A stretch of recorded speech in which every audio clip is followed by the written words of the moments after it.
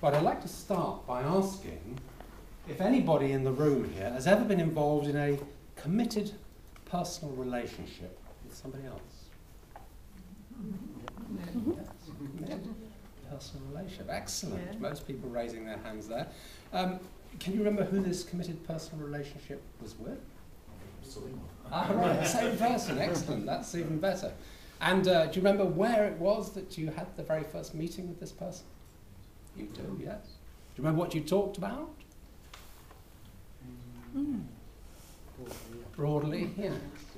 Now, in the context of relationships, that very first meeting, although none of us knew it at the time, because it became a committed relationship with somebody else, was actually about clarifying direction. Because we talked about our hobbies maybe, our family, our work, where we lived, the sort of things that interest us, and the partner, this new person. Because imagine it, we've met thousands of people for the very first time, but this one person that you're all thinking about right now went on with you to form a committed personal relationship. And I call that clarify direction. Now, as time goes by with this person, as the weeks turn into the months, and the months go into the years, the issue that always arises next is trust. This word that we've heard so much about in the press recently, trust. And in a committed personal relationship between two people, we're talking about areas around how we spend money, what we do with our time, whether we do what we say we are going to do. And it might even be to do with fidelity. But sooner or later, whoever this relationship is with, the issue of trust arises. Is that true or not? It is. Now, if we've got direction in place, we've clarified direction of where we're going, and we're able to deal with issues as they arise around the whole subject matter, this massive area of trust, we can go on to have a great relationship, to enhance performance. We enjoy each other's company. We go on holiday together. We go out for meals.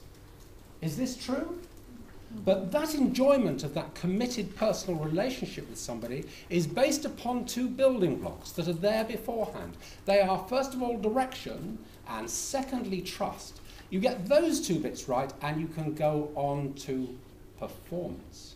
Now, I would suggest to you that in the context of what we're talking about, this committed personal relationship between two people, those three elements, a trilogy of elements, direction, trust, and performance, are eternal truths.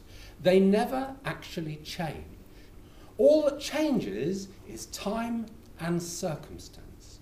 So as time goes by, we have to revisit those three eternal truths and still check they are in place. I think of my children from my second marriage. You know, they're at sixth form college now. They were at junior school. Before that, they might have been at nursery. And as children grow and evolve, so the issues of direction, trust, and performance within the family unit have to be revisited. And when I look back at my first marriage, the reason that it went apart was because the direction went like that. When the direction between two people goes like that, then the trust is in decline and the performance goes as well. Is this a reasonable sort of depiction of how human relationships work? A committed personal relationship between two people. And I'd